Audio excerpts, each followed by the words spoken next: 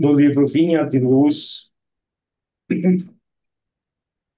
mensagem 39, em que, em que perseveras. E perseveraram e perseveravam na doutrina dos apóstolos, e na comunhão, e no partir do pão, e nas orações. Atos, capítulo 2, versículo 42. Observadores menos avisados pretendem encontrar inteira negação de espiritualidade nos acontecimentos atuais do planeta. Acreditam que a época das revelações sublimes esteja morta, que as portas celestiais permaneçam cerradas para sempre. E comentam entusiasmados como se divisassem um paraíso perdido, os esplendores dos tempos apostólicos, quando um flagelo de cristãos renovou os princípios seculares do mais poderoso império do mundo. Asseveram muitos que o céu estancou a fonte das dádivas, esquecendo-se de que a generalidade dos crentes entorpeceu a capacidade de receber. A maioria das pessoas admite que a fé constitua milagrosa auréola doada a alguns espíritos privilegiados pelo favor divino. Isso, contudo, é um equívoco de lamentáveis consequências. A sublime virtude é construção do mundo interior, em cujo desdobramento cada aprendiz funciona como orientador, engenheiro e operário de si mesmo. Não se faz possível a realização quando excessivas ansiedades terrestres, de parceria com enganos e ambições inferiores, torturam o campo íntimo à maneira de vermes e malfeitores atacando a obra.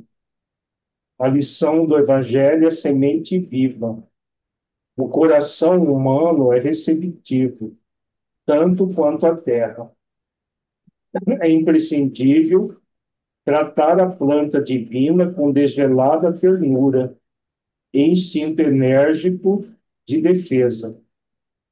Há muitos perigos sutis contra ela, quais sejam os tóxicos, os maus livros, as opiniões ociosas, as discussões excitantes, o hábito de analisar os outros antes do autoexame. Ninguém pode, pois, em sã consciência, transferir de modo integral a vibração da fé ao espírito alheio, porque realmente isso é tarefa que compete a cada um. Vamos elevar os nossos pensamentos a Jesus, rogar a Ele que nos abençoe a todos, e mais esta noite de estudos. Senhor Jesus, mestre, amigo, agradecemos, Senhor, por mais esta oportunidade de refletirmos com esta obra que nos oferece reflexões muito positivas, muito importantes para a nossa renovação interior. Se conosco, Senhor, nesse ideal de trazer as virtudes para dentro da nossa intimidade, pelo exercício contínuo, como nos orienta a palavra, mensagem de abertura, sendo construída no interior de cada um de nós, para que possamos cumprir as leis que existem em nossas consciências. Gratidão, Senhor, pelas oportunidades que a vida nos oferece. Gratidão por tudo. Gratidão pela vida. E assim seja.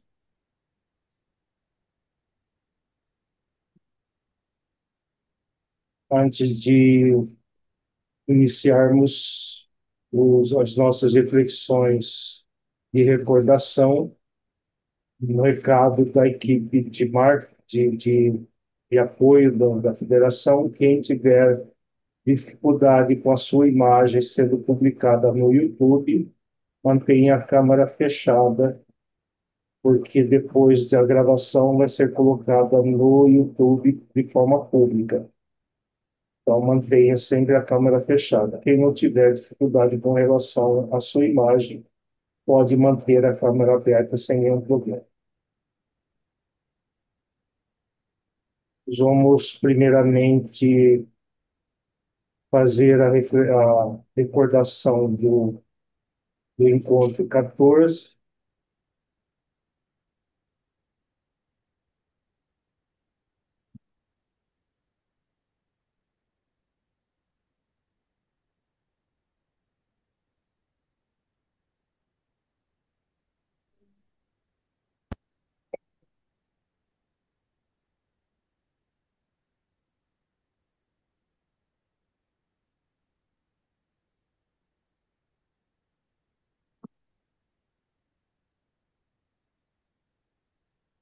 A revisão do encontro 14, nós estudamos o capítulo 25, Generoso Alvitre. É um capítulo que a mãe de André Luiz, de Lísias, oferece reflexões muito significativas para ele, que mudou a forma dele ver o trabalho. Então, nós tiramos um trecho da fala dela muito significativa aqui, da Dona Laura. É justamente nesse sentido que eu lhe ofereço minhas sugestões humildes. Falo com direito de experiência maior. Detendo agora essa autorização, abandone quanto lhe seja possível os propósitos de mera curiosidade.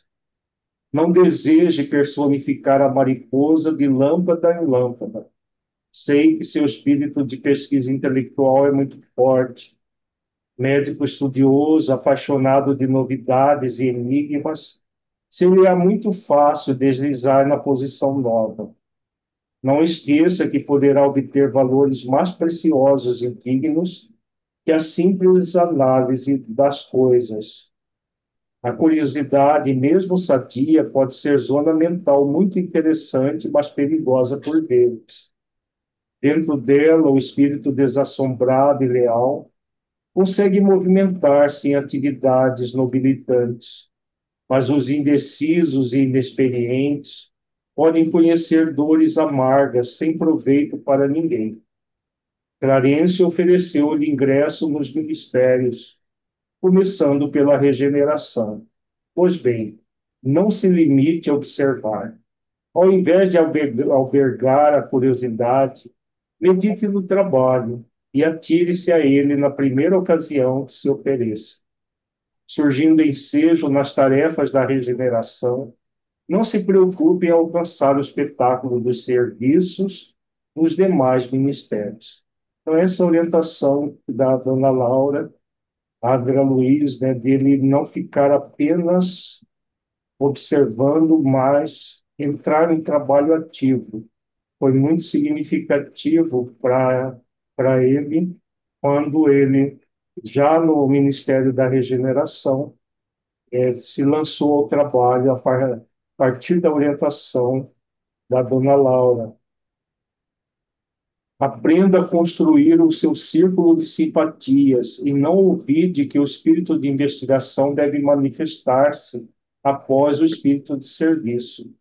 Pesquisar atividades alheias sem testemunhos do bem pode ser criminoso atrevimento. Muitos fracassos nas edificações do mundo originam-se de semelhante anomalia.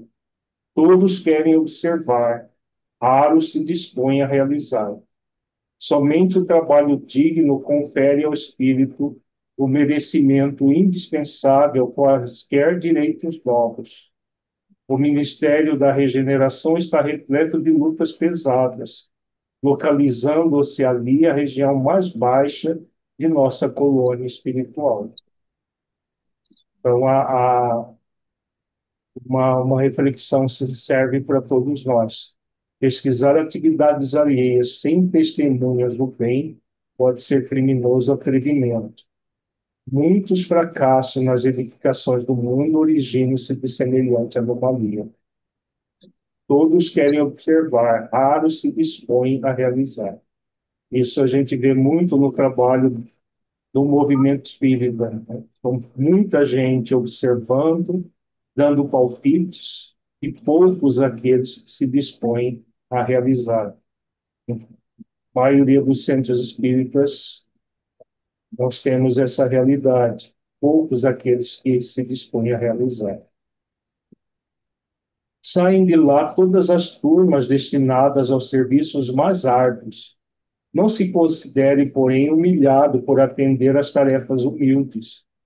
Lembro-lhe que em todas as nossas esferas, desde o planeta até os núcleos mais elevados das zonas superiores, e nos referindo à Terra, o maior trabalhador é o próprio Cristo, e que ele não desdenhou o serrote pesado de uma carpintaria.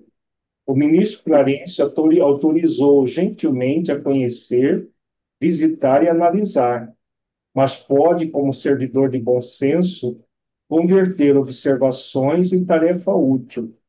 É possível receber alguém negativa justa dos que administram, quando peça determinado gênero de atividade reservada com justiça aos que muito hão lutado e sofrido no capítulo da especialização. Mas ninguém se recusará a aceitar o concurso do espírito de boa vontade e ama o trabalho pelo prazer de servir. Então, esse final desse parágrafo é muito significativo, né? Amar o trabalho pelo prazer de servir. Esse é um convite para todos nós.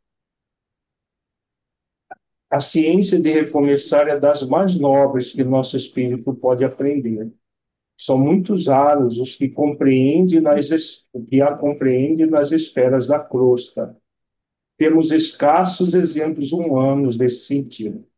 Lembremos, contudo, de Paulo de Tarso, doutor do Sinédrio, esperança de uma raça pela cultura e pela mocidade, alvo de geral atenção em Jerusalém, que voltou um dia ao deserto para recomeçar a experiência humana como tecelão rústico e pobre. No capítulo 26, Novas Perspectivas, nós temos André Luiz sendo entrevistado pelo ministro Genésio, é o ministro da Regeneração. Fixando em mim os olhos muito lúcidos, Genésio começou a dizer: Clarencio falou-me a seu respeito com interesse. Quase sempre recebemos pessoal do Ministério do Auxílio, em visita de observações, que na sua maior parte redundam em estágios de serviço. Compreendi a sutil alusão e obtemperei. Este é o meu maior desejo. Tenho mesmo suplicado às forças divinas que me ajude o espírito frágil, permitindo seja convertida a minha permanência nesse ministério em estação de aprendizado. Genésio parecia comovido com as minhas palavras e, valendo-me das inspirações que me inclinavam à humildade, roguei de olhos úmidos: Senhor ministro, compreendo agora que minha passagem pelo Ministério do Auxílio se verificou por efeito da graça misericordiosa do Altíssimo, talvez devido à constante intercessão de minha devotada e santa mãe. Noto, porém, que somente venho recebendo benefícios, sem nada produzir de útil. Certo, meu lugar é aqui, nas atividades regeneradoras. Se possível, faça por obséquio, seja transformada a concessão de visitar em possibilidade de servir. Compreendo hoje mais que nunca a necessidade de regenerar meus próprios valores, Perdi muito tempo na vaidade inútil, fiz enormes gastos de energia na ridícula adoração de mim mesmo. Aqui André Luiz demonstra, né, o exercício de humildade que ele estava aprendendo a realizar, né, e de se humilda para diante do ministro Genésio, que fica inclusive admirado do exercício de humildade que ele faz. Satisfeito, notava ele no fundo do meu coração a sinceridade viva. Quando eu recorrer ao ministro Clarencio, não estava ainda bastante consciente do que pedia. Queria serviço, mas talvez não desejasse servir. Não entendia o valor do tempo, nem enxergava as bênçãos santificando a oportunidade. No fundo, era o desejo de continuar a ser o que tinha sido até então, o médico orgulhoso e respeitado, cego nas pretensões descabidas do egotismo em que vivia, encarcerado nas opiniões próprias. No entanto, agora, diante do que vira e ouvira, compreendendo a responsabilidade de cada filho de Deus na obra infinita da criação, punha nos lábios enquanto possuía de melhor. Era sincero, enfim, não me preocupava o gênero de tarefa, procurava o conteúdo sublime do espírito de serviço. Quando ele vai até o ministro Clarence, ele queria, na verdade, um ponto de médico. Então, ele consegue perceber a realidade que estava, na verdade, com uma projeção da personalidade na adoração de si mesmo, como ele mesmo coloca, e aí ele vai, e principalmente com a orientação da dona Laura, ele vai aprendendo a fazer exercícios de humildade. O velhinho fitou-me surpreendido e perguntou: é mesmo você o ex-médico? Então ele fica admirado da mudança dele.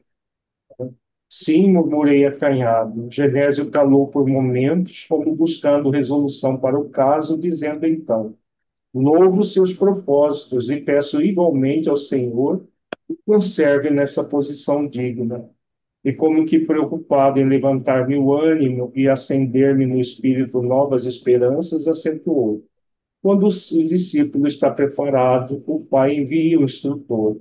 O mesmo se dá relativamente ao trabalho. Quando o servidor está pronto, o serviço aparece. São falas muito sábias do ministro Genésio. Quando o servidor está pronto, o serviço aparece.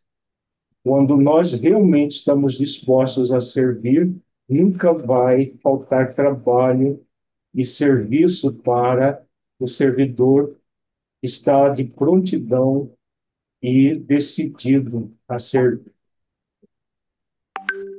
No capítulo 27, nós vimos o trabalho, enfim, André Luiz começando a observar as câmaras de regeneração. Seguimos através de numerosas filas de camas bem cuidadas, sentindo a desagradável exalação ambiente, oriunda, como vinha a saber mais tarde, das emanações mentais dos que ali se congregavam, com as dolorosas impressões da morte física e muita vez sob o império de baixos pensamentos. Então, aqui as câmaras de retificação é uma espécie de hospital que fica no subsolo da colônia, onde são atendidos espíritos que foram socorridos e retirados das regiões umbravinas mais densas, e eles exalam uma energia mental extremamente mal cheirosa,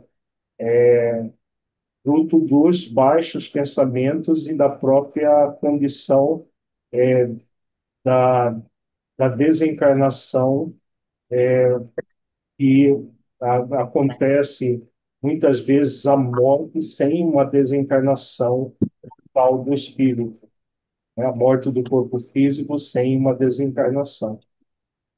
E aí o cheiro, o odor é às vezes de de carne, putrefação, de fezes, de urina, que são, e a própria energia mental dos baixos pensamentos, que tem um cheiro desagradável. Reservam-se estas câmaras, explicou o companheiro bondosamente, apenas a entidades de natureza masculina.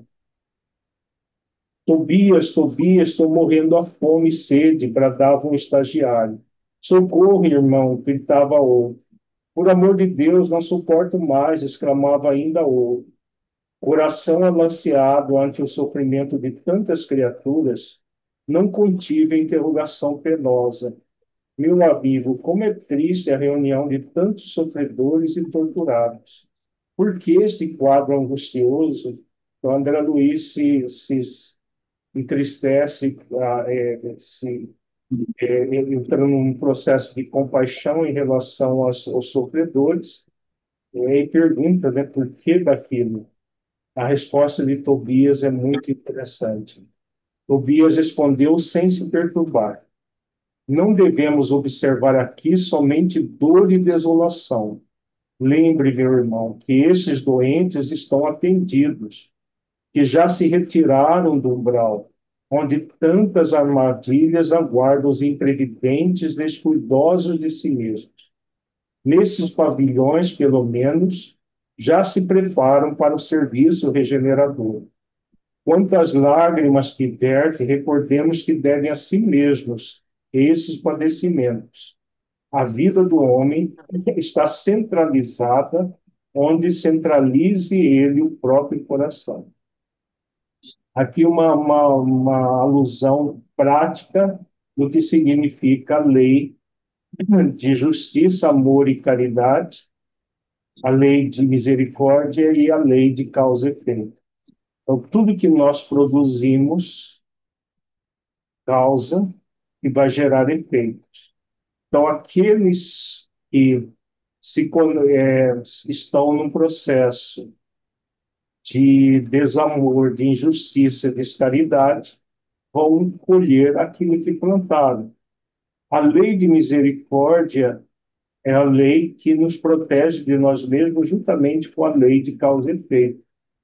A lei de causa e efeito, ela vai ser suavizada, os efeitos, pela lei de misericórdia, mas não impedida.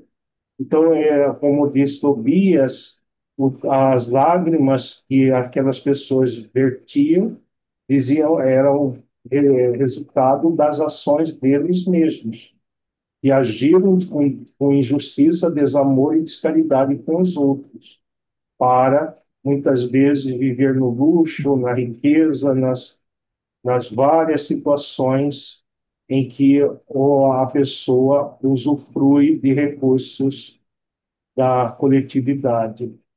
E, e aí, claro, sofrem. Agora, a lei de misericórdia proporcionou para esses espíritos um leito, um hospital, um atendimento de enfermeiros dedicados, né, que estavam ali cuidando deles. Antes eles estavam nas regiões umbralinas.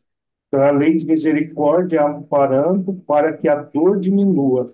Agora, só a própria pessoa, reparando os erros perante a própria consciência, que pode libertar-se completamente da dor, né? Porque essa dor, essa desolação, ela é construída pela pessoa e ela vai ser ressignificada pela própria pessoa. E depois de uma pausa em que parecia surdo a tantos clamores, acentuou. Veja que André Luiz deu a impressão que o Tobias não estava ligando. Acontece que ele não tinha como impedir a dor do outro, porque a lei de misericórdia suaviza as dores, mas não impede que elas aconteçam, porque é aquela dor que vai fazer com que o espírito tome consciência dos seus atos e queira se multiplicar. Veja que ele diz aqui, são contrabandistas na vida eterna. Por que eles estavam sofrendo tanto? Aí André Luiz pergunta, como assim estaria interessado? O interlocutor sorriu e respondeu em voz firme. Acreditavam que as mercadorias propriamente terrestres teriam o mesmo valor nos planos do espírito.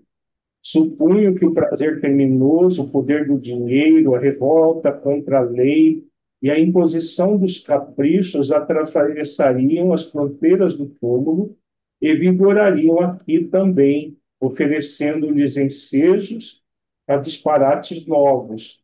Foram negociantes imprevidentes.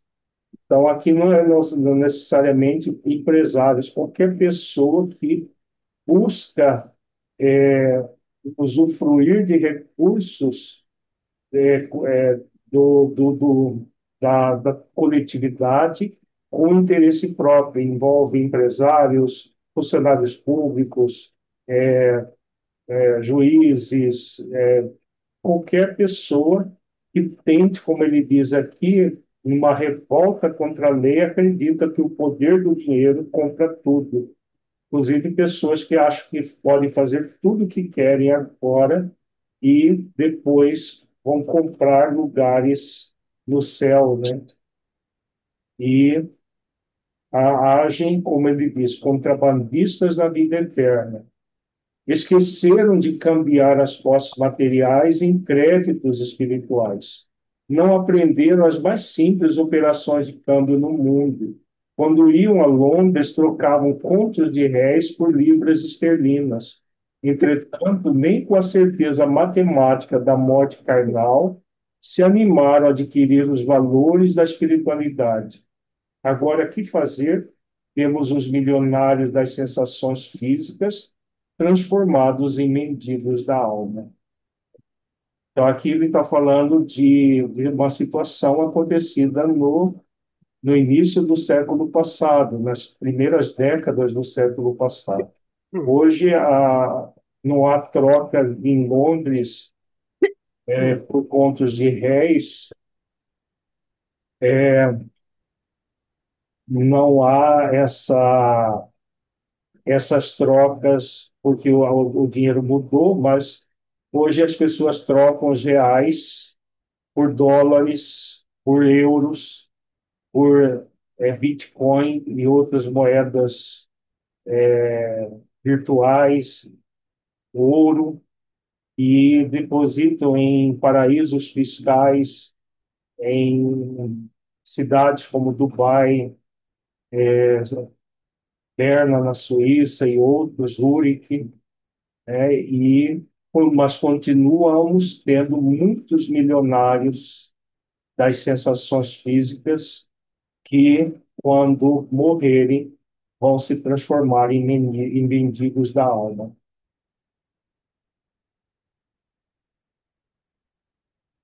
Então, nós concluímos a recordação, nesse capítulo nós não terminamos, nós paramos onde está realíssimo.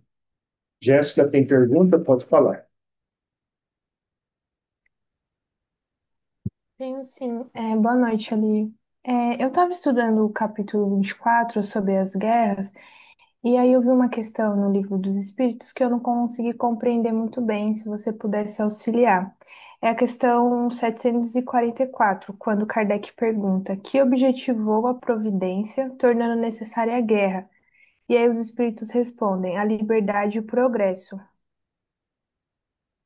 Uhum. Então, veja, aí eles estão falando do progresso material, não do progresso moral. Existem dois tipos de progresso, o material e o moral. Para as guerras, o ser humano desenvolveu muita tecnologia. Então, hoje, por exemplo, existem drones para guerra, existem uma série de tecnologias que foram inicialmente utilizadas nas guerras, mas que também podem ser utilizadas para o bem. Por exemplo, a fissão nuclear. A fissão nuclear foi utilizada para produzir a bomba que foi jogada em Hiroshima e Nagasaki, mas a própria fissão nuclear nos possibilitou o desenvolvimento da medicina nuclear, que é tanto para diagnóstico quanto para tratamento de doenças. Então, isso o ser humano que ainda traz esse movimento guerreiro, né, usa o seu intelecto para produzir recursos para ganhar as guerras. E esse Deus permite que isso aconteça, porque desse mal vai surgir cedo ou tarde um bem. Entendeu? Então é uma permissão de Deus, não é vontade de Deus. Ele permite que aconteça, porque até do mal que a guerra gera, as pessoas vão aprender a fazer o bem, a cansar desse mal e quererem o bem. Entendi. E em relação à liberdade? Como assim liberdade? Porque ele responde à liberdade e o progresso. Então, veja que a guerra é uma antítese da liberdade, né? Então, as pessoas que passam por guerras, elas, a partir do momento que ela passa por essa experiência, ela valoriza muito mais a liberdade do que se ela não passasse. Então, por exemplo, essa guerra que está acontecendo na Ucrânia, todas aquelas pessoas que estão ali passando pela guerra, tanto os soldados da Rússia quanto os soldados da Ucrânia, eles, eles anseiam pela liberdade que o cessar-fogo gera, que a ausência da guerra gera. Então, é uma forma da pessoa aprender pela dor, pelo sofrimento, a chegar numa posição mais amorosa. Entendeu? Porque o sentimento de liberdade é uma virtude ligada à lei de liberdade, quando utilizada com reflexão e discernimento. Então, passar por essas experiências dolorosas leva as pessoas a refletir para poder discernir aquilo que elas podem e devem daquilo que elas podem, mas não devem realizar. Ok? Entendi. Obrigada. Entendi. Então, continuando, nós estamos na metade do capítulo 27. Depois dessa fala do Tobias sobre os contrabandistas da vida eterna, a André Luiz responde: realíssimo, Tobias não podia ser mais lógico. Meu novo instrutor, após distribuir conforto e esclarecimento a granel, conduziu-me à vasta câmara anexa em forma de grande enfermaria, notificando: vejamos alguns dos infelizes semi-mortos. Narcisa, a servidora, acompanhava-nos solícita. Abriu-se a porta e quase cambaleei ante a surpresa angustiosa. 32 homens de semblante patibular permaneciam inertes em leitos muito baixos, evidenciando apenas leves movimentos de respiração. Fazendo o gesto significativo com o indicador, Tobias esclareceu: estes sofredores padecem um sono mais pesado que outros de nossos irmãos ignorantes. Chamamos-lhe crentes negativos. Em vez de aceitarem o Senhor, eram vassalos intransigentes do egoísmo. Em vez de crerem na vida, no movimento, no trabalho, admitiam somente o nada, a imobilidade e a vitória do crime. Converteram a experiência humana em constante preparação para um grande sono. E como não tinham qualquer ideia do bem a serviço da coletividade, não há outro recurso senão dormirem longos anos em pesadelos sinistros. Muito interessante, né? Essa fala de Tobias aqui, desses irmãos. Então, eram aqueles outros, do outro pavilhão, eram espíritos que aceitavam a vida espiritual, mas acharam que poderiam viver de forma materialista, sem consequências. Esses daqui estão numa situação pior, porque eles achavam que morria, tudo acabava. Morrendo, tudo acaba, e agiram de forma profundamente egoísta, egocêntrica, como ele diz aqui, em vez de crerem na vida, no movimento, no trabalho, admitiu somente o nada, a imobilidade e a vitória do crime. Então agiram de forma desamorosa, injusta, descaridosa, com a diferença que acreditavam que morria, tudo acabava. Aqueles outros contrabandistas da vida eterna que ele falou, eles acreditavam na vida espiritual, mas achavam que não teriam consequências as ações deles. Mas esses daqui não, eles estão numa situação, como ele diz aqui, como não tinham qualquer ideia do bem a serviço da coletividade, não há outro recurso senão dormirem longos anos em pesadelos sinistros.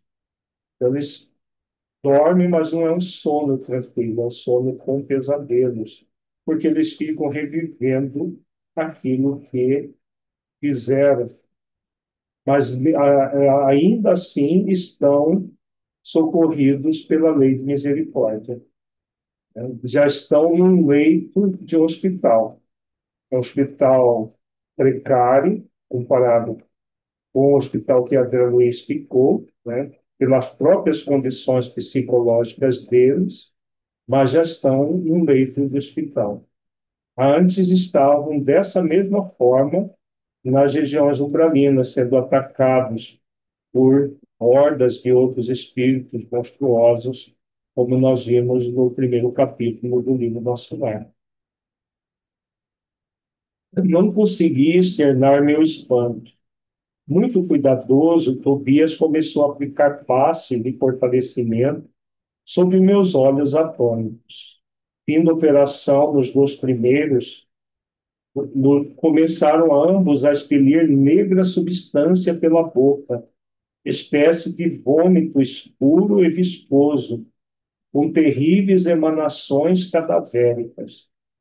Aqui fica muito claro que eles morreram, mas não desencarnaram.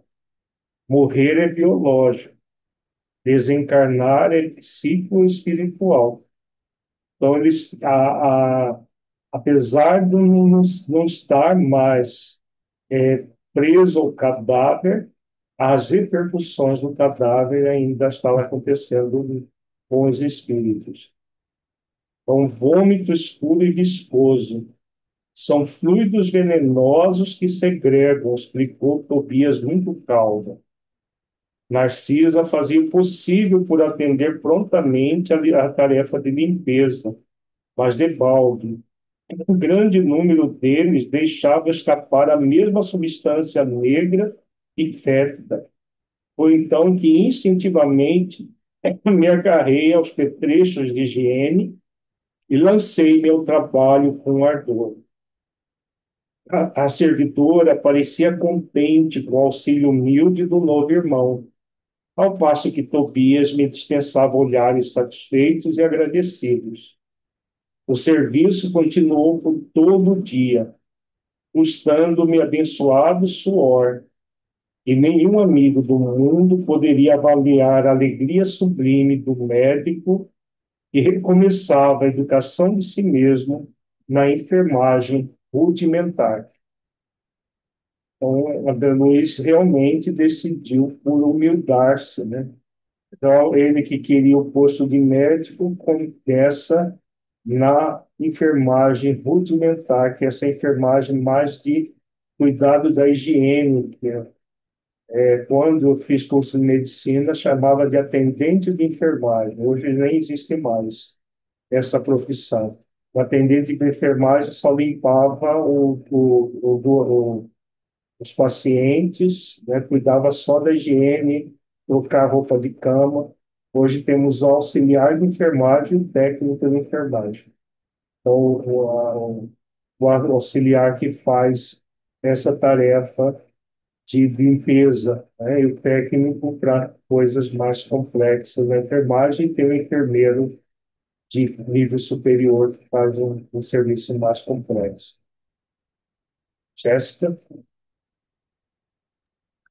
Alírio, em que momento que esses espíritos que estão adormecidos vão acordar? cada, cada um vai acordar no seu tempo, né? Não tem um tempo definido. É o tempo que eles produziram para si mesmos. Porque é aquela questão que nós falávamos na recordação. Existe a lei de justiça, a lei de causa e efeito. A, a lei de causa e efeito ela é suavizada pela lei de misericórdia. Então, pela lei de misericórdia, sem nenhum mérito da parte deles, eles estavam no leito do hospital, expelindo essas substâncias tóxicas, mal cheirosas, e tendo alguém para limpá-los, para tirar. Eles enchem baldes e baldes desse material fétido, né? É um trabalho sacrificial, né? Que a pessoa se coloca para, como diz o André Luiz, regenerar o próprio espírito. Mas eles já estão socorridos. Agora, esse pesadelo que eles vivenciam vai depender de cada um, daquilo que eles fizeram quando estavam encarnados e do processo de despertamento de cada um. No livro Os Mensageiros, o próximo que nós vamos estudar, tem um capítulo sobre a prece de Ismália, né? Quando os benfeitores oram, muitos desses espíritos se despertam, né? Eles que ficam nesse sono e pesadelo constante, com as orações, a Ismália é um espírito de alta envergadura que vai numa região de socorro, é uma colônia de socorro, que era administrada pelo que foi esposo dela quando estava encarnado, mas era um espírito mais evoluído que ele, não vive ali.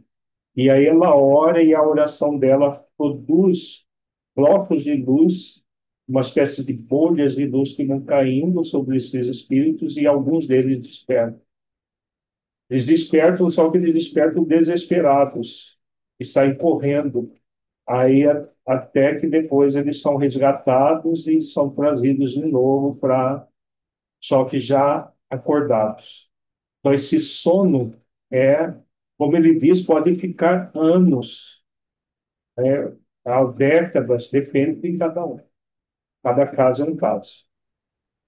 E eles estão conscientes de que estão tendo esses pesadelos? Ele, enquanto espírito, sim, porque não existe uma inconsciência enquanto espírito. Só que eles não estão conscientes de que estão mortos, porque eles acreditavam que morria, tudo acabava.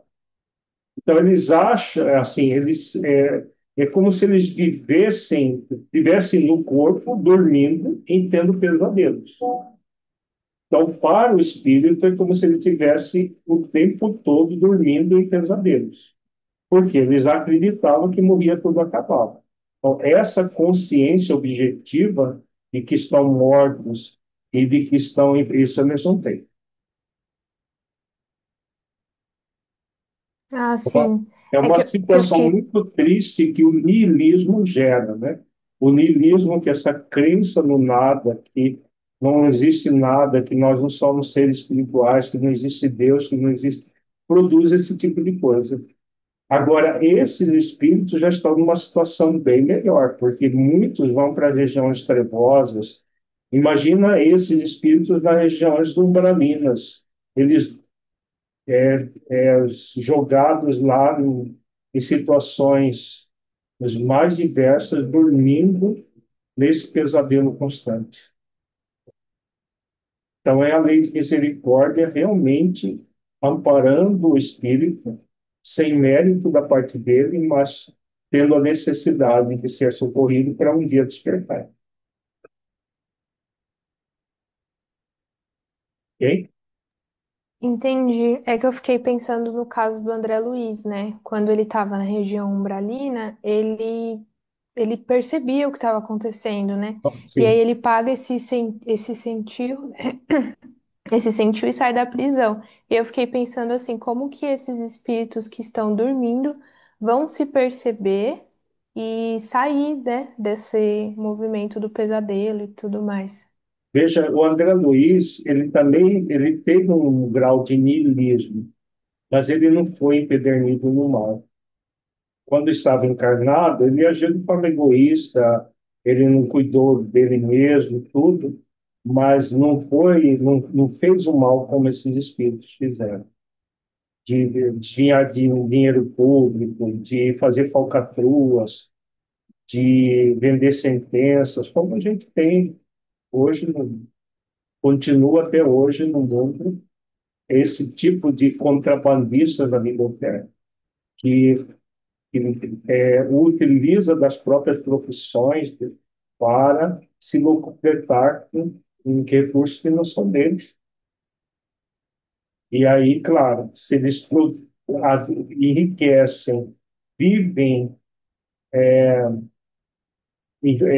usurpando valores que não são deles, as consequências são muito mais graves de alguém que, veja que a André Luiz atendeu, se não me engano, 11 mil pessoas gratuitamente.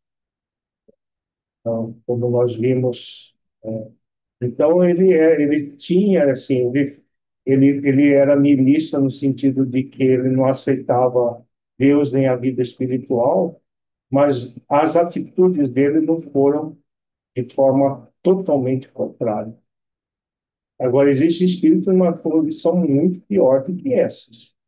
Cada um é herdeiro daquilo que fez, né, a si mesmo. Nós vamos ter sempre a morte daquilo que nós produzimos durante as nossas vidas. Quem semeia espinho vai colher muitos espinhos.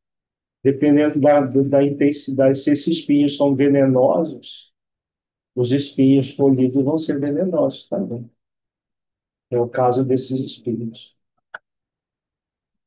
Ok? Ieda, Boa noite. Essa parte do livro me marca profundamente desde que eu li pela primeira vez, quando eu tinha acho que 19, 20 anos. E sempre quando eu penso, né, na morte, na desencarnação, eu me lembro dessa parte. E agora, ultimamente, os últimos meses, como eu estou cuidando da minha mãe já está de idade, então ela precisa de muita ajuda na higiene, ela está com bastante dificuldade de fazer higiene. Então, eu preciso muitas vezes dar o banho nela, trocar ela. Então, eu me lembro novamente dessa parte. Então, eu já estou fazendo um exercício. A gente que não tem muita virtude desenvolvida, não tem muito mérito, então a gente já vai se preparando, porque precisar de fazer algum tipo de trabalho nesse sentido, a gente já precisa estar um pouquinho preparado, porque é lógico que as condições de hoje é muito melhor, né?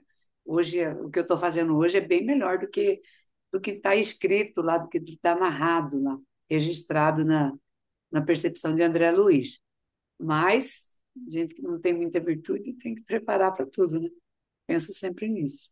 É isso que eu penso, e na casa, numa casa, no trabalho de conquista de uma casa. Já, acho que já até passamos desse capítulo, onde ele fala que através do nosso trabalho a gente pensa numa casa. Então, quando eu li o livro lá, muitos anos atrás, isso sempre teve na minha mente.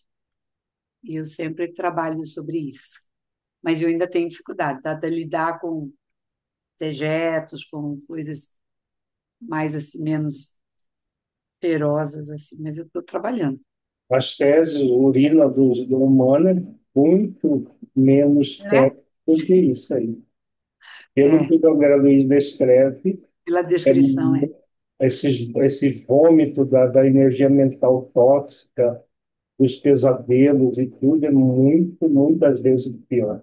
É, acho que só compara assim com carniça, um animal em putrefação, e 4, 5 dias já está aquele cheiro terrível, né? E o espírito Impregnado. não para de expelir isso. O trabalho realmente É um trabalho de profunda resignação e de desprendimento, né? De é entrega. então, né? São muitas É, virtudes ali é reunidas muita para conseguir fazer isso. só com compaixão para poder É. suportar isso. E necessidade de humildação, como foi o caso da Lua Amém. Luiz. Alessandro, então, Boa noite a todos. Aline, eu queria entender essa parte dos fluidos venenosos. Poderia ser a energia mental que eu produzo quando eu emito para o meu próximo e pela lei de causa e efeito. O meu próximo está em outra faixa, eu vou absorvendo e vai ficando registrado no corpo fluídico. Não necessariamente energia mental como desencarnado. Eu posso, como encarnado, ir armazenando essa energia como, por exemplo, a gordura. Quando a pessoa come a comida em excesso, não faz exercícios. Por que que tem esse fluido lá? Tem órgãos do perispírito? Poderia explicar um pouquinho isso? na verdade, é fruto do pensamento, né? Não é necessariamente acumulado, porque enquanto nós estamos encarnados, estamos expelindo energia mental o tempo todo. Se você envia isso para outras pessoas, envia essa energia mental tóxica e você absorve. Mesmo que, que o Tobias, ele fala que eles vivem em pesadelos sinistros. Que pesadelos são esses? Tudo aquilo que eles fizeram enquanto estavam encarnados. Então, eles ficam revivendo, isso é pensamento, pesadelo é pensamento. Então, é reminiscência de tudo que fizeram, as falcatruas, as coisas, traições, tudo que fizeram, ficam o tempo todo pensando naquilo. É lei de causa e efeito. Então, se eles passaram a vida toda, não é que acumulou enquanto estava encarnado, eles continuam naquela mesma energia mental. E aí essa energia mental produz esses fluidos, é, esse vômito escuro e viscoso, né? Veja, começaram ambos a escrever negra substância pela boca, espécie de vômito escuro e viscoso, com terríveis emanações cadavéricas. Como morreram, mas não desencarnaram, continuam essa energia mental é impregnada das reminiscências do cadáver, porque esses espíritos, muito provavelmente, eles ficaram décadas no umbral ou mais tempo, foram socorridos. O corpo físico já não existe mais há muito tempo. Só que como eles estão vinculados ao corpo por acreditar que a morte cessaria com a vida, eles continuam presos psiquicamente ao cadáver que já não existe mais.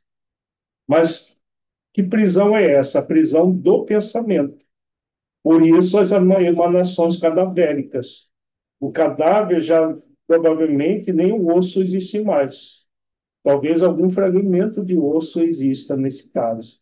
Mas o cheiro é de carne podre, é de matéria putrefeita, né? Então, quando o Tobias diz, são fluidos venenosos que segregam. Então, isso é fruto do pensamento, desde o pensamento do mal que fizeram a si mesmo e aos outros, e do próprio niilismo que os prenderam aos cadáveres, né? Porque esse som no primeiro momento é dentro do cadáver. O espírito fica preso ao cadáver, assistindo toda a putrefação, mesmo em caso que não seja de suicídio. Kardec, no livro do Espírito, ele fala isso. Basta o sensualismo do espírito gera essa sensação de que estão apodrecendo vivos. Bom, principalmente o suicida, mas tem o suicida direto e indireto. Né? Então, no caso aqui, eles ficam até a putrefação total do cadáver, depois se liberam e vão para essas regiões inferiores, até serem socorridos, como é o caso aqui. Mas todo pensamento vai ser venenoso e mal cheiroso em si mesmo. Cristina? Oi, boa noite a todos. Eu tava, a mesma coisa que o Alessandro perguntou, eu estava refletindo em relação a isso, como que esse cheiro, né, emanava. E eu estava associando ao perispírito. Uma vez eu li que o próprio perispírito ele tem características, e o odor é uma característica também que é do perispírito. Então, mas eu entendo e eu vejo que a raiz está realmente na energia mental, mas isso pode estar sendo emanado pelo próprio perispírito Sim, é do perispírito, porque o corpo já não existe mais, mas é do não, pensamento do espírito. do espírito. Uhum. Pensamento é do, Mas não é do perispírito. O perispírito é apenas um veículo, porque sim, todos os órgãos que nós temos no corpo físico têm no perispírito também. Então, existe um cérebro no perispírito. Só que, como eles acreditavam que morrendo tudo acabava, eles estão mais vinculados psiquicamente ao cadáver, que não existe uhum, mais. Mas é o uhum. perispírito que emana esses Esse fluidos cheiro. Uhum. venenosos. Tem a ver com as máculas que se tornam, que são máculas energéticas dentro do próprio espírito, que pode trazer isso. As máculas são registros psíquicos emocionais que bloqueiam o fluidos, a circulação das energias nos E fluidos do hospitais. perispírito. Tá? Tá. Aqui é mais secreção mesmo, porque o pensamento ele não é uma coisa abstrata, ele é concreto, ele produz substância, só que numa outra Uhum. dimensão. Né? Na dimensão física, nós não enxergamos. Quando nós estamos com muita raiva, por exemplo, nós emitimos esses fluidos venenosos do mesmo jeito, só Uhum. que a gente não vê. Né? Nós não vemos os fluidos, porque eles estão numa outra dimensão, mas eles são matéria, e matéria com esse cheiro terrível aqui, mesmo nós encarnados. O desencarnado, no caso aqui, já atendido, ele vai expelir aquilo e aí os socorristas retiram a substância, mas eles estão emanando isso o tempo todo. Né? Tá.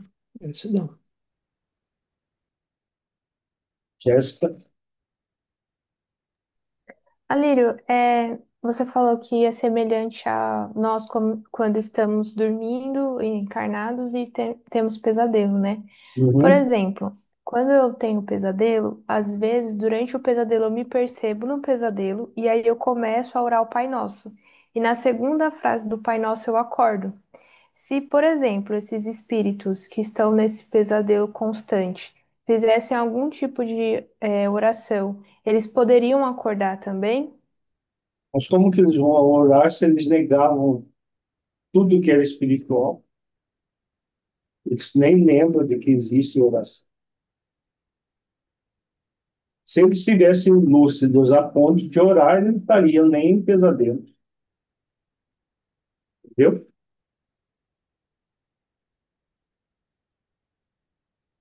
Nós vivenciamos aquilo que cultivamos.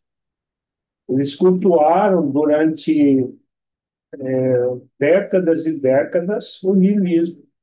Como que vão poder pensar em questões espirituais mais profundas se ficaram o tempo todo focados no nada? Não oravam quando estavam encarnados, vão orar quando estão nem desencarnados, dá para saber, para dizer, né? Quando estão mortos, as coisas não são fáceis assim. Veja André Luiz só quando ele orou com muito conexão com Deus é que ele foi socorrido. Enquanto ele ficava lá só a pensar, será que existe Deus? Será que ele não foi socorrido? Mesmo ele que não era o espírito empedernido do mal. Ficou claro, gente? Ficou assim, obrigada. Ângela, Ângela,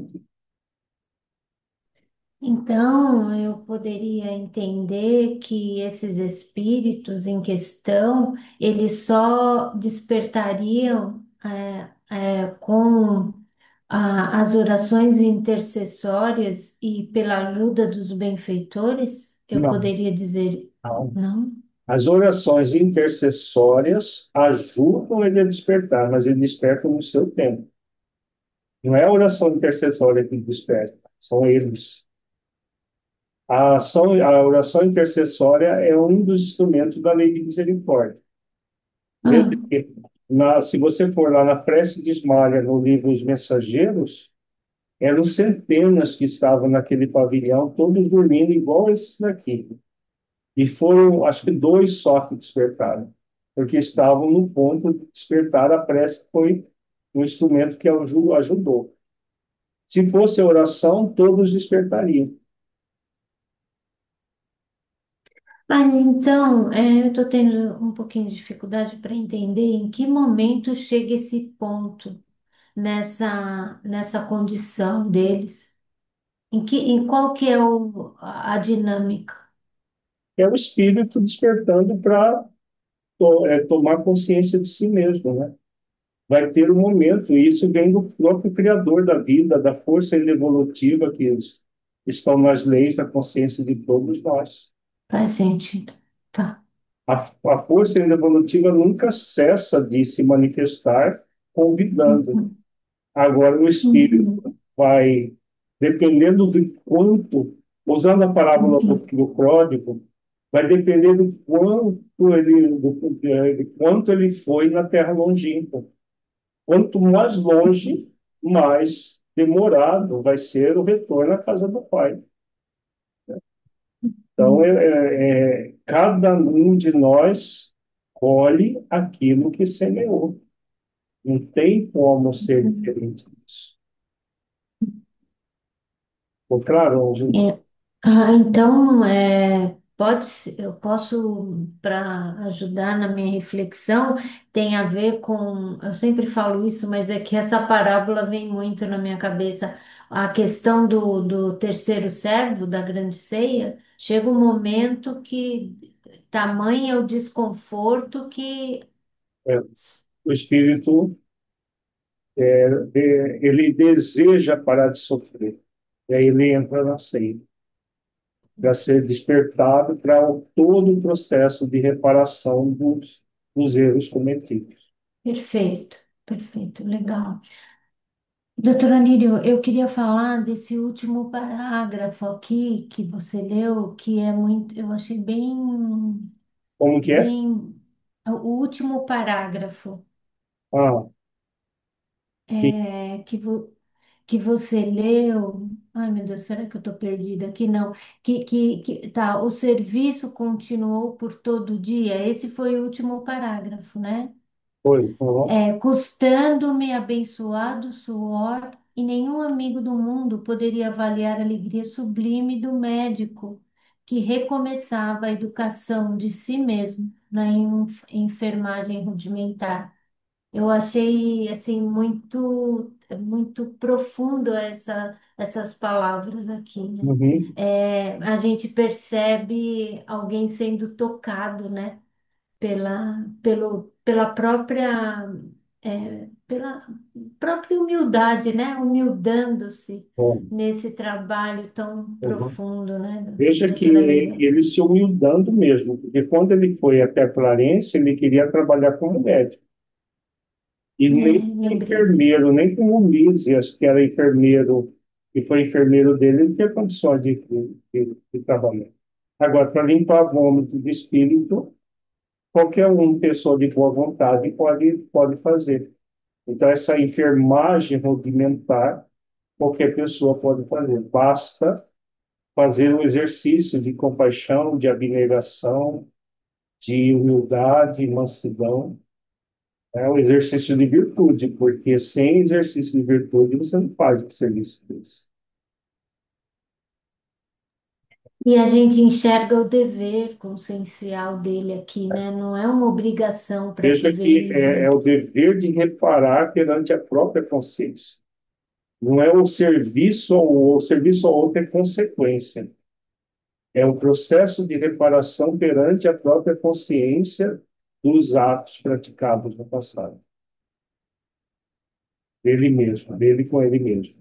Por como ele disse antes, né, ele ficou muito tempo na adoração de si mesmo, no processo de vaidade. Agora, ele está humildando a si mesmo num processo de conexão com o essencial em si mesmo. É um trabalho profundo de auto-amor e de amor ao próximo. Ele está exercitando neste momento. Ok? Vamos para o capítulo 28, em serviço. Encerrada a prece coletiva ao crepúsculo, Tobias ligou o receptor a fim de ouvir os samaritanos em atividade no umbral. Justamente curioso, vinha saber que as turmas de operações dessa natureza se comunicavam com as retaguardas de tarefa em horas convencionais. Sentia-me algo cansado pelos intensos esforços despendidos, mas o coração entoava hinos de alegria interior. Veja, até espírito desencarnado cansa, né? Imagina ficar limpando o vômito o tempo todo. É, receber a aventura do trabalho afinal. E o espírito de serviço fornece tônicos de misterioso vigor. Estabelecido o contato elétrico, o pequenino aparelho sob meus olhos começou a transmitir o recado depois de alguns minutos de espera. Nessa época, no mundo físico, não tinha esses aparelhos, agora já temos, né? É aquele walkie-talkie do Samaritanos ao Ministério da Regeneração. Samaritanos ao Ministério da Regeneração. Muito trabalho nos abismos da sombra. Esses espíritos que estão na câmara são retirados desses abismos da sombra. Imagina essa condição que eles estão nesses abismos, o nível de sofrimento que é.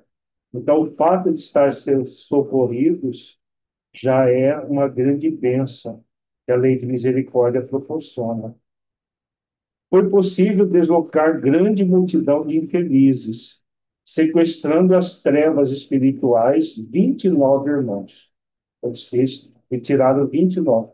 Porque esses espíritos, eles ficam presos por outros espíritos mais intervenidos no mal do que eles. 22 em desequilíbrio mental e 7 em completa inanição psíquica. Bom, a 22 naquelas condições de desequilibrados e 7 nessas condições dos mortos-vivos, né? Nossas turmas estão organizando o transporte. Chegaremos alguns minutos depois da meia-noite. Pedimos providenciar, notando que Narciso e Tobias se entreolhavam fundamentalmente admirados, tão logo silenciou a estranha voz, não pude conter a pergunta que me desbordava dos lábios. Como assim? Por que esse transporte em massa não são todos espíritos? Tobias sorriu e explicou. O irmão esquece que não chegou ao Ministério do Auxílio de outro modo. Conheço o episódio da sua vinda. É preciso recordar sempre que a natureza não dá saltos e que na Terra, ou nos círculos do umbral, estamos revestidos de fluidos pesadíssimos. São aves e têm asas, tanto o avestruz como o andorinho. Entretanto, o primeiro apenas subirá às alturas se transportado, enquanto a segunda corta célere as vastas regiões do céu. André Luiz estava querendo que o espírito viesse embolitando, né? Nem ele foi esgatado numa situação menos pior do que essa, de maca, né? Completamente prostrado no chão. Ele achava que os espíritos viriam sem um transporte mais direto, né? E essa comparação do avestruz com a andorinha é bem. Aqui nós não temos de avestruz, nós temos as emas, né? A ema não consegue voar, desabona, enquanto que os outros passarinhos voam no céu. E deixando perceber que o momento não comportava divagações, dirigiu-se a Narcisa ponderando. É muito grande a leva desta noite. Precisamos tomar providências imediatas. Serão necessários muitos leitos, murmurou a serva, algo pesarosa. Não se aflija, respondeu Tobias resoluto. Alojaremos os perturbados no pavilhão 7 e os enfraquecidos na câmara 33. Em seguida, levou a destra à fronte, como a ponderar algo muito sério, e exclamou: resolveremos facilmente a questão da hospitalidade. O mesmo, porém, não se dará ao do concernente à assistência. Nossos auxiliares mais fortes foram requisitados para garantir os serviços da comunicação nas esferas da crosta, em vista das nuvens de treva que ora envolve o mundo dos encarnados. Precisamos de pessoal de serviço noturno, porquanto os operários em função com os samaritanos chegarão extremamente fatigados. Então, trabalho muito pesado, mesmo para espíritos desencarnados, né? Ofereço-me com prazer para que possa aproveitar, exclamei espontaneamente. Tobias endereçou-me um olhar de profunda simpatia, mesclada de gratidão, fazendo-me experimentar careciosa alegria íntima. Mas está resolvido a permanecer nas câmaras durante a noite? Perguntou admirado. Outros não fazem o mesmo? Indaguei por minha vez. Sinto-me disposto e forte. Preciso recuperar o tempo perdido. Abraçou-me o generoso amigo, acrescentando: pois bem, aceito confiante a colaboração. Narciso e os demais companheiros ficarão também de guarda. Além do mais, mandarei Venâncio e Salustro, dois irmãos de minha confiança. Não posso permanecer aqui de plantão noturno, em vista de compromissos anteriores. No entanto, caso necessário, você ou algum dos nossos me comunicará qualquer ocorrência de maior gravidade. Traçarei o plano dos trabalhos, facilitando o quanto possível a execução. E descortinou-se um campo enorme de providências, enquanto 5 servidores operavam em companhia de Narcisa, preparando roupa adequada e petrechos de enfermagem. Eu e Tobias movíamos pesado material do pavilhão 7 e na câmara 33. E tem gente que acha que o mundo espiritual é tudo muito mágico, né? Basta você pensar e pronto, Shazam, as coisas vão acontecendo. Quanto trabalho, quanta mesmo as coisas sendo fluídicas, mas para o espírito desencarnado é como material mesmo, né? Veja que material pesado, petrechos de enfermagem, roupa adequada, né? Pesado material no pavilhão 7 e na câmara 33. Não poderia explicar o que se passava comigo. Apesar da fadiga dos braços, experimentava júbilo inexcedível no coração. Na oficina, onde a maioria procura o trabalho, entendendo-lhe o sublime valor, servir constitui alegria suprema. Não pensava francamente na compensação dos bônus horas, nas recompensas imediatas que me pudesse advir do esforço. Contudo, minha satisfação era profunda, reconhecendo que poderia comparecer feliz e honrado perante minha mãe e os benfeitores que havia encontrado no Ministério do Auxílio. Então, veja que quando ele fala do bônus hora, né, quem trabalha no bem e serve não fica pensando em recompensa, seja numa atividade profissional, seja numa atividade voluntária, o trabalho, a alegria de servir é o mais importante. A compensação financeira, no caso do mundo físico, e no caso do nosso lar, o bônus hora é apenas consequência. O mais importante é a alegria de servir. Ao despedir-se, Tobias voltou a abraçar-me e falou: Desejo a vocês muita paz de Jesus. Boa noite e serviço útil. Amanhã às 8 horas você poderá descansar. O máximo de trabalho cada dia é de 12 horas, mas estamos em circunstâncias especiais. Respondi que as determinações me enchiam de sincero contentamento. A sós, com um grande número de enfermeiros, passei a interessar-me pelos doentes com mais carinho. Dentre as figuras de auxiliares presentes, impressionou-me a bondade espontânea de Narcisa, que atendia a todos maternalmente. Atraído pela sua generosidade, busquei aproximar-se com interesse. Não foi difícil alcançar o prazer de sua conversação carinhosa e simples. A velhinha amável semelhava-se a um livro sublime de bondade e sabedoria. Mas a irmã que trabalha há muito, perguntei a certa altura da palestra amistosa. Sim, permaneço nas câmaras de retificação, em serviço ativo, há 6 anos e alguns meses. Entretanto, ainda me falta mais de 3 anos para realizar meus desejos. Ante a silenciosa indagação do meu olhar, falou Narcisa amavelmente. Preciso um endosso muito sério. O que quer dizer com isso? Perguntei interessado. Preciso encontrar alguns espíritos amados na Terra para serviços de elevação em conjunto. Por muito tempo, em razão de meus desvios passados, joguei em vão a possibilidade necessária aos meus fins. Vivia perturbada, aflita.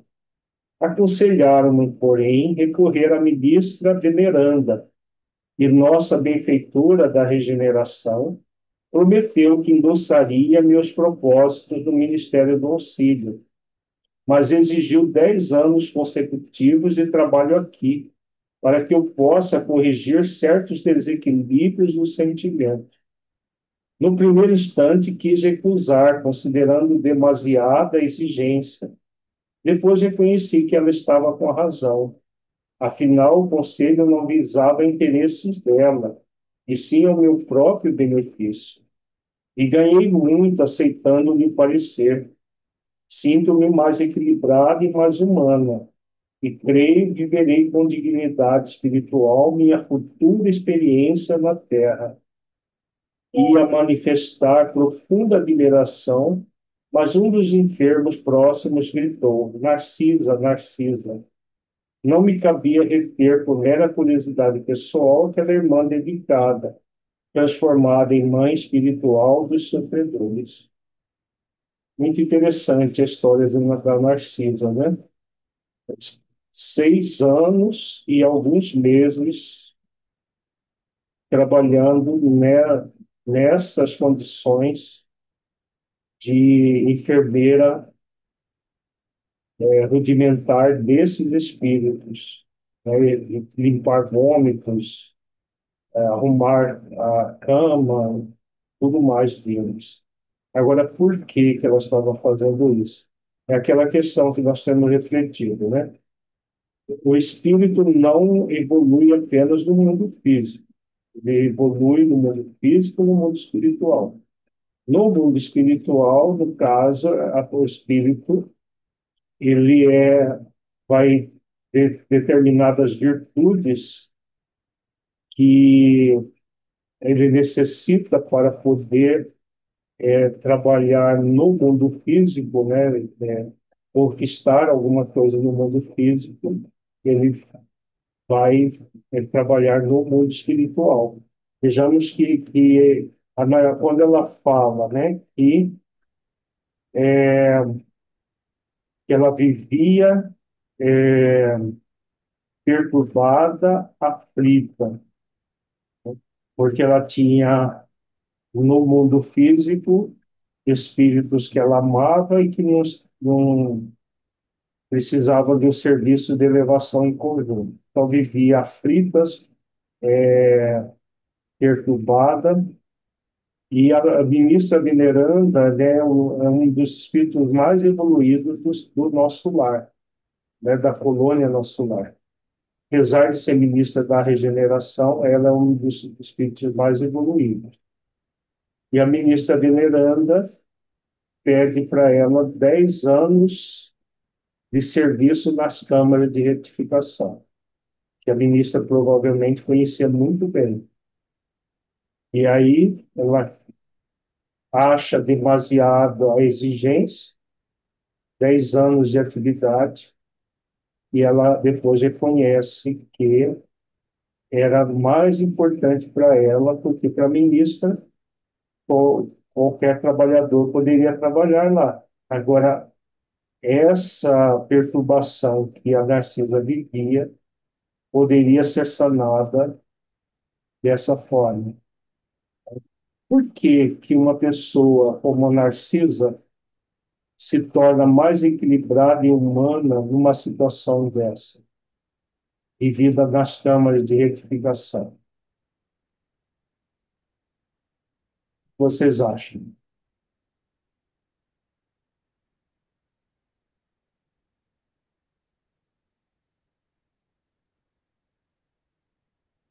É possível, numa situação como essa, refletir múltiplas vezes a cada espírito que ela atende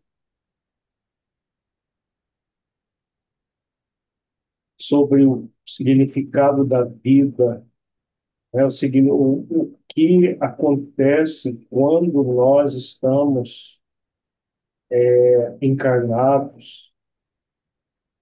Veja, cada espírito que ela atendia ali, espíritos perturbados, espíritos em pesadelos, em situações as mais diversas, era uma carta viva do como não agir na Terra. E ela fazendo esforço de como agir, né? Como estar no processo verdadeiro de conexão com a lei de amor, justiça e caridade, sendo amorosa, justa e caridosa consigo mesma e com o outro. Veja, ela mesma admite que ela vivia perturbada, aflita. Por quê? Porque ela estava num processo de ociosidade psíquica e emocional, pensando em futuras ações de elevação sem o processo da elevação íntima, que se faz por meio do exercício de virtudes. Então, a ministra veneranda, conhecedora do ser humano, ela pede para ela ir para a Câmara de Retificação durante 10 anos. E nesses 10 anos, ela iria refletir mais profundamente sobre a vida e, e aí, como ela diz, ela se tornou mais equilibrada e mais humana, que vai facilitar o processo da elevação em conjunto quando estiver na Terra. Porque quando estiver no corpo, né, a fala da Ieda, cuidando de um familiar, numa situação de dependência, né, de um familiar, situações as mais diversas que nós temos no mundo físico, a pessoa já está habituada a exercitar compaixão, renúncia, abnegação e outras virtudes que tornam o trabalho mais facilitado. Por isso ela diz: viverei com dignidade espiritual minha futura experiência na Terra. Porque depois de passar 10 anos num trabalho de sacrifício desse, ela habitua a exercitar a virtude.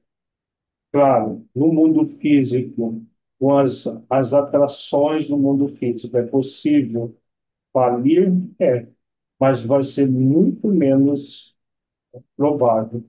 Se ela reencarnasse sem esses 10 anos nas câmaras de retificação, a chance dela falhar seriam muitas vezes maiores. Então, por isso que muitos espíritos fazem esse serviço ah, praticamente braçal, né, o serviço exato, para adquirir determinadas virtudes que vão ser muito significativas enquanto eles estiverem encarnados, né? Nós estivermos encarnados. Faz sentido, pessoal, isso?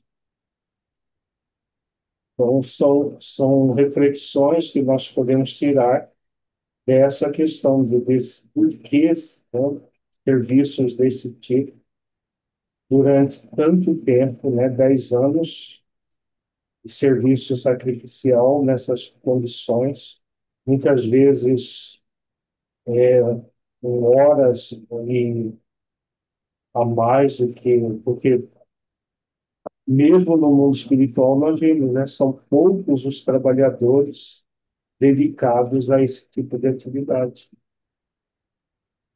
Mesmo no mundo espiritual, que as pessoas já pensam, já vivem como espíritos imortais. Né? Ângela? Que você acabou de falar, com relação à dedicação ao trabalho, né? Porque se a gente fizer um comparativo aqui na Terra, não é o que a gente vê nos hospitais, né? Então, muitas vezes, enfermeiros ou qualquer outra profissão dentro do hospital, muitas vezes com má vontade, tratando mal, e isso não tem a ver só não porque é enfermeiro ou porque é faxineiro, muitas vezes até um médico. Eu vou com a minha tia, eu fico impressionada, assim, é um descaso, parece que a gente está ali tomando o tempo da pessoa. Então é um comparativo bem no outro extremo, né, doutora Aline? Porque acho que se todos os enfermeiros, médicos na Terra passassem por 10 anos de câmara de retificação, nós teríamos pessoas mais humanas, né, cuidando dos hospitais, porque já estaria habituado a lidar com essas questões mais profundas, né? Mas é uma realidade que, veja que mesmo no mundo espiritual, eram poucos os trabalhadores, porque os trabalhadores estavam ocupados com o problema da guerra, né? Das energias que estavam sendo, da energia mental destrutiva da Segunda Guerra Mundial, do início da Segunda Guerra. Bom, concluímos por hoje.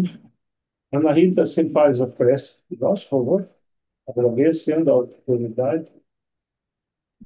Sim, mas eu queria falar antes dos enfermeiros para nossa colega Ai, Deus. Ângela.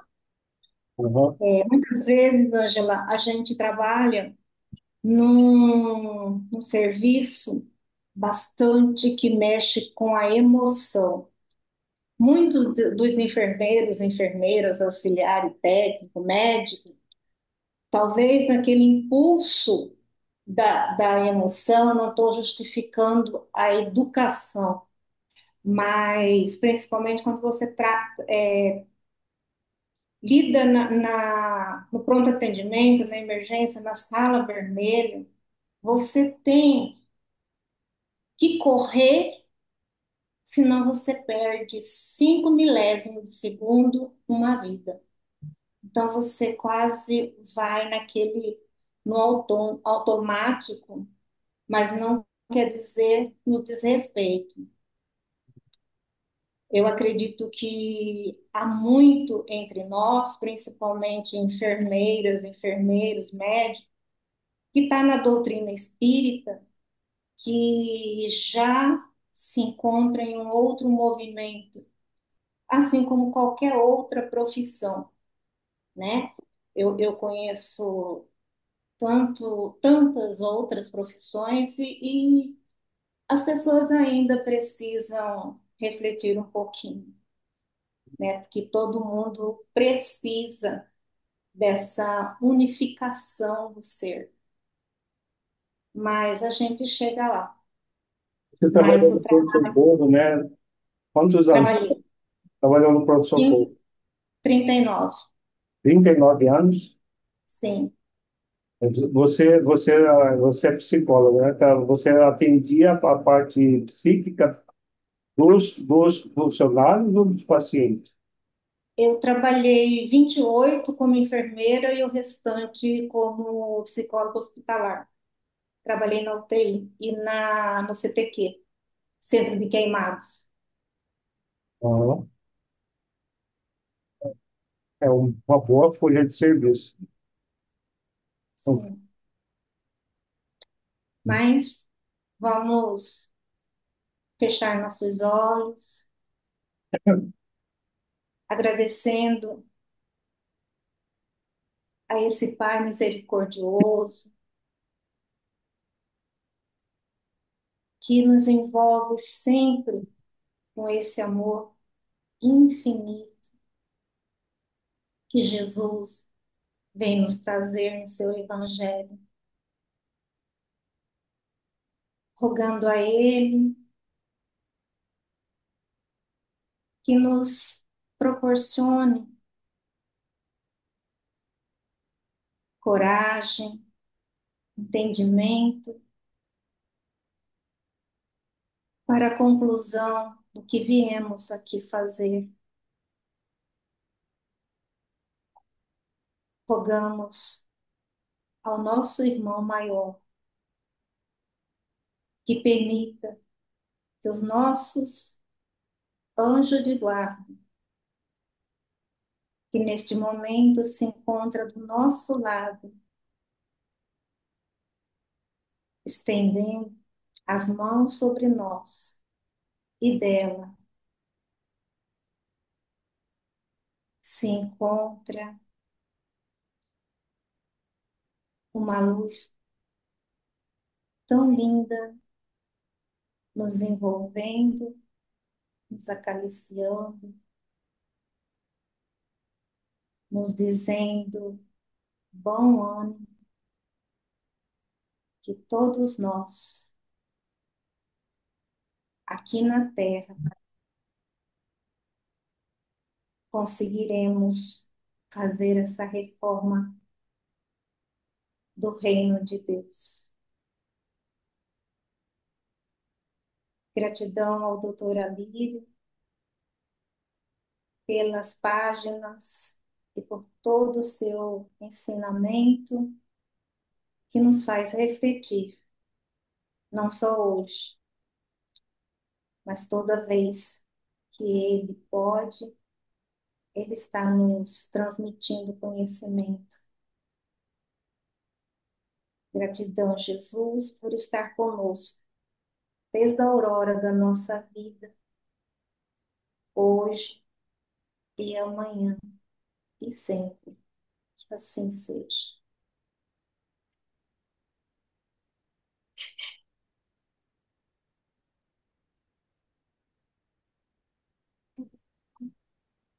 Tchau, gente. Boa noite. uma boa noite para todos nós, muita paz e até a semana que vem. Tchau, Gratidão. até. Boa Até noite, amanhã. gratidão.